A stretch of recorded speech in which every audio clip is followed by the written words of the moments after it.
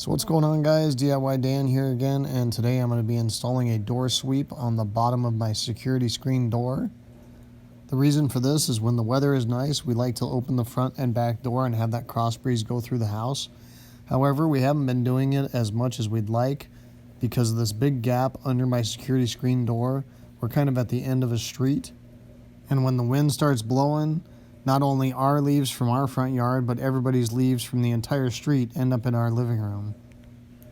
Now I got this door sweep off of Amazon, and they come in various sizes. I needed a 3-inch brush because of how high my security screen door is from the actual pavers. And because of that height, I think this door sweep was like $45. But when you only need like a 2-inch one, they're down around $30. So I didn't think that was that bad of a cost. So let's get to it. So all I did to figure out what size door brush I needed was measure from the ground to the bottom of my security door, and then also the width of the security door itself. Installation was very easy. All I did was take it out of the box, put it on the bottom of the door, take a pencil and mark the length that I needed to cut it at. So in most cases, I think people would probably mount it on the front of their door. I ended up mounting it on the inside of the door because it seemed like it would cover up more of the gap and let less stuff through the bottom of my screen door. Now I did have a miter saw with a metal cutting blade on it, so that's what I used. However, a hacksaw, a grinder with a cutoff wheel would work just as well.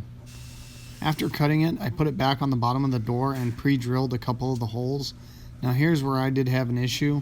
The screws that came with this door sweep were made to go into wood only. So after trying a couple different drill bit sizes and stripping out one screw and breaking another one off in the door, I gave up on the screws that came with the door sweep, and I used some heavier duty screws that I had. So if I would have started out by using a self-tapping screw or the heavy duty screws that I ended up using, this probably would have taken me less than 15 minutes. However, because of the messing around with the stupid screws that came with the door sweep to begin with, ended up taking us about a half an hour. Once I got 2 of the screws into the door, I went ahead and tried it just to make sure everything seemed like it was going to work right before I added the rest of the screws. So one other thing that I just checked, and I didn't need to do this personally, but I figured you might depending on what your situation is this is just a brush, so you can take a pair of heavy duty scissors and cut this to length if it ends up being too long for your door.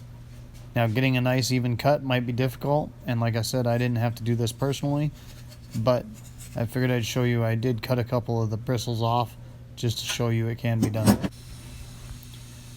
Once I knew I was good, I pre-drilled the rest of the holes and put the rest of the screws in. So I've only had this door sweep on the bottom of our door a couple weeks since I edited this video and got it posted. However, it has been nice not being the neighborhood's trash can for their front yard leaves. Now obviously the leaves still collect in our front patio, but at least it's not blowing through our house and living room.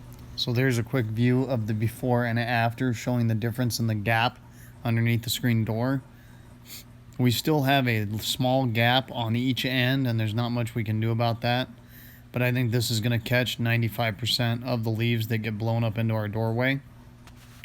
So the screw on the left is the one that came with it, and that's just a basic wood screw. It just won't handle going into the metal.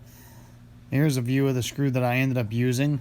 So if I would have thought about it, I probably would have just got some self-tapping screws and used that, so I wouldn't have had to pre-drill. However, the ones I used worked well, and I already had a couple that I had pre-painted the head for a different project. So all in all, I'm pretty happy with it. Hope you guys enjoyed this video and it gave you some good information. If so, hit like and subscribe to my channel if you haven't already, and hope to see you next time. Have a good one. Later.